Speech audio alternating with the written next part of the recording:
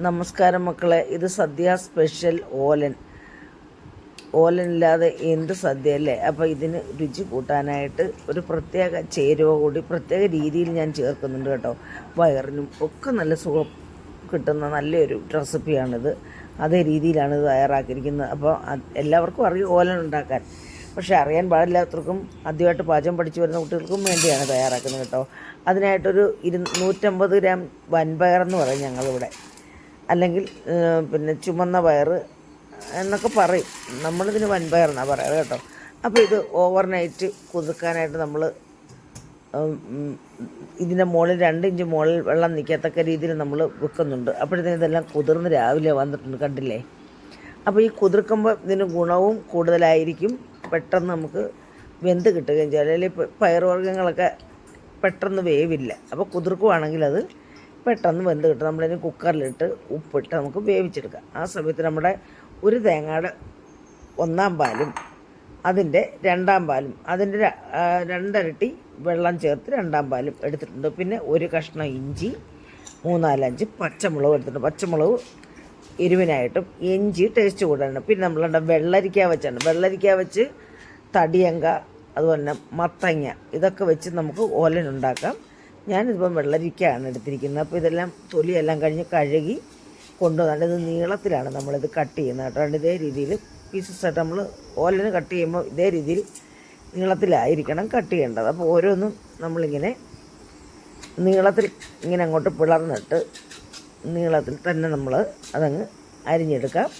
അപ്പം നമുക്ക് ഇതേ രീതിയിൽ ആണ് അരിയുന്നത് കേട്ടോ. അപ്പോൾ കഷ്ണമായിട്ട് നമുക്ക് കിടക്കണം. അപ്പോൾ എല്ലാം ഇതേ രീതിയിൽ ഇങ്ങ് അരിഞ്ഞെടുക്കാം. അരിഞ്ഞെടുത്ത വെള്ളരിക്ക നമ്മൾ ചട്ടിയിലേക്ക് ചേർത്ത് കൊടുത്ത് ഇതിനകത്ത് നമ്മൾ ആ ഇഞ്ചി ചെറുതായിട്ട് ഞരടി ചേർത്ത് ആ പച്ചമുളക് അങ്ങോട്ട് ചേർത്ത് കൊടുത്ത് നമ്മളിതിൽ കുറച്ച് കറിവേപ്പില ഞരടി ചേർക്കുക. ഇതാണ് ഈ ടേസ്റ്റ്. കറിവേപ്പില നമ്മൾ താളിക്കുന്നില്ലല്ലോ, താളിക്കാത്തതുകൊണ്ട് ഇങ്ങനെ ഞരടി ചേർക്കണം.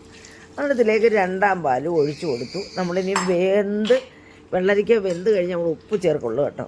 അല്ലെങ്കിൽ പിന്നെ ചിലപ്പോൾ വേവാതെ കല്ല് ചേർക്കുമ്പോൾ അടച്ചു വെച്ച് നമുക്കൊന്ന് വേവിക്കാം. അപ്പോൾ നമ്മൾ വെള്ളരിക്ക എല്ലാം തിളച്ചതാണ് ഇവിടെ വന്നിട്ടുണ്ട് കേട്ടോ. ഇത് നമ്മളൊന്നുകൂടെ കൈ കൊണ്ട് ഇളക്കി കൊടുത്തിട്ട് നമുക്ക് വീണ്ടും അടച്ചു വെക്കാം. കണ്ടില്ലേ, നമ്മുടെ വെള്ളരിക്ക എല്ലാം ഒരുമാതിരി വെന്ത് എല്ലാം പറ്റി വന്നിട്ടുണ്ട്. ഇനി നമുക്ക് വെന്ത നമ്മുടെ വൻപയർ ഇട്ട് കൊടുക്കാം. നല്ലതായിട്ട് വെന്തിട്ടുണ്ട് കേട്ടോ. ഇനി ഇതൊന്ന് കൂട്ടി യോജിച്ചാൽ മാത്രം മതി. വെള്ളരിക്കായും ആ പാലും അതിൻ്റെ എരിവും എല്ലാം കൂടെ അതിനകത്തൊന്ന് യോജിച്ച് കിട്ടിയാൽ മതി. അപ്പോൾ അത് നമ്മൾ നന്നായിട്ട് കൂട്ടി ഇളക്കി യോജിപ്പിച്ച് കൊടുത്തിട്ട് നമുക്കൊന്ന് അടച്ചു വെക്കാം. തുറന്ന് നോക്കുമ്പോൾ നമ്മുടെ ആ വെള്ളമെല്ലാം പറ്റി നമ്മുടെ പയറല്ല അതിനകത്തോട്ട് പയർ ഉടയ്ക്കരുത് കേട്ടോ. ഉടയാതെ വേണം നമുക്കിങ്ങനെ ഓലനകത്ത് ഉടയാതെ തന്നെ ആ പയറും നമ്മുടെ വെള്ളരിക്ക കഷ്ണവും എല്ലാം കിട്ടണമെങ്കിൽ നല്ല വെന്ത് ഇരിക്കും. പക്ഷെ എങ്കിലും ഉടഞ്ഞു പോകരുത്. ഉടഞ്ഞു പോയങ്ങ് വല്ലാത്തൊരു രീതിയായിപ്പോവും. അപ്പോൾ നമ്മുടെ വെള്ളമെല്ലാം പറ്റി നമ്മുടെ പയറും വെള്ളരിയെല്ലാം പരുവായി വന്നിട്ടുണ്ട്. ഈ സമയത്ത് നമ്മൾ നമ്മുടെ 1/4 പാൽ ചേർത്ത് കൊടുക്കും. 1/4 പാൽ ചേർത്ത് കൊടുത്ത് കുട്ടികൾ നമ്മളിതിനിടയ്ക്ക് ഉപ്പിട്ടായിരുന്നു കേട്ടോ. 1/4 പാൽ ചേർത്ത് കൊടുത്ത് കുട്ടികളൊക്കെ ഉപ്പിട്ട് കാണിക്കാൻ വിട്ടുപോയി. ഉപ്പ് നോക്കിയിട്ട് വീണ്ടും ഞാൻ ഉപ്പിട്ട് കൊടുക്കും. പിന്നെ കുറച്ച് കറിവേപ്പില ഇതേ രീതിയിൽ തന്നെ ഞരടിയിട്ട് കൊടുക്കും. അപ്പോൾ അതാണ് ഞാൻ പറഞ്ഞ ട്രിക്ക്. അപ്പോൾ താളിപ്പ് നമ്മൾ ചെയ്യുന്നില്ലല്ലോ. പിന്നെ ഉപ്പ് നോക്കിയിട്ട് കുറച്ച് ഒരു 1/2 ടീസ്പൂൺ ഉപ്പും കൂടെ ഞാൻ ചേർത്ത് കൊടുത്തു. എന്നിട്ട് ഇത് കൂട്ടി ഇളക്കിയിട്ട് നമ്മളിതിലേക്ക് പ്രധാന ചേരുവയായ വെളിച്ചെണ്ണ നമ്മൾ താളിച്ച് ചേർക്കില്ലല്ലോ. വെളിച്ചെണ്ണ ഇതിനകത്തോട്ട് നമ്മൾ ഒരു ഉപ്പൊക്കെ നോക്കിയിട്ട് ഒരു 2 ടീസ്പൂൺ കണക്കാക്കി വെളിച്ചെണ്ണ നമ്മളിങ്ങനെ തൂവി കൊടുക്കും കേട്ടോ. തൂവി കൊടുത്തിട്ട് നമ്മളൊന്ന് കൂട്ടി യോജിപ്പിക്കുക. അപ്പോൾ നമ്മൾ ഫ്ലെയിം സിമ്മാക്കി വെച്ചിട്ടുണ്ടായിരുന്നു പാലൊഴിക്കുമ്പം കേട്ടോ. 1/4 പാലൊഴിക്കുമ്പോൾ നമ്മൾ തിളയ്ക്കാൻ പാടില്ല. 1/2 മണിക്കൂർ ഒന്ന് അടച്ച് വെച്ചിട്ട് തുറന്ന് നോക്കി വേണം നമ്മളിത് സെർവ് ചെയ്യാനായിട്ട്. അപ്പോൾ കണ്ടില്ലേ, 1/2 മണിക്കൂർ നമ്മൾ അടച്ചു വെച്ചു. തുറന്ന് നോക്കി നമ്മുടെ ഓലൻ വൻപയർ വെള്ളരി ഓലൻ ഇവിടെ റെഡിയായി.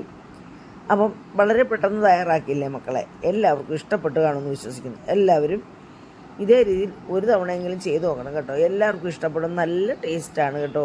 ആ തേങ്ങാപ്പാലിൻ്റെയും ആ ഇഞ്ചിയുടെയും ആ പച്ചമുളകിൻ്റെയും ഒക്കെ കൂടെ എരിവൊക്കെ കൂടെ ചേർന്ന് നല്ല ടേസ്റ്റാണ്. അപ്പം നമ്മുടെ വയറിനും ഒക്കെ വളരെ സുഖപ്രദമായിട്ടുള്ള ഒരു വിഭവമാണ് ഈ ഓലൻ.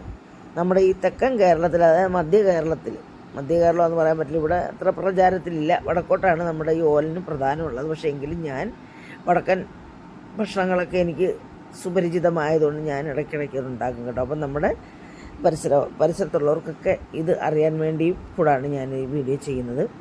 അപ്പം എല്ലാവർക്കും ഇഷ്ടപ്പെടുന്നുണ്ടെങ്കിൽ പഴയതുപോലെ സപ്പോർട്ട് ചെയ്യുക, ലൈക്ക് ചെയ്യുക, കമൻറ്റ് ചെയ്യുക.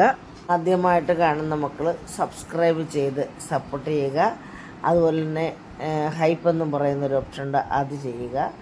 ഓൾ എന്ന ഒരു ബട്ടൺ ഇനേബിൾ ചെയ്തെങ്കിൽ അമ്മയുടെ എന്ന വീഡിയോസിൻ്റെ നോട്ടിഫിക്കേഷനൊക്കെ നമുക്ക് കിട്ടുകയുള്ളൂ. അപ്പം അടുത്ത ഒരു വീഡിയോ ആയിട്ട് വരുന്നവരെയും മക്കളെ എല്ലാവർക്കും നന്ദി, നമസ്കാരം.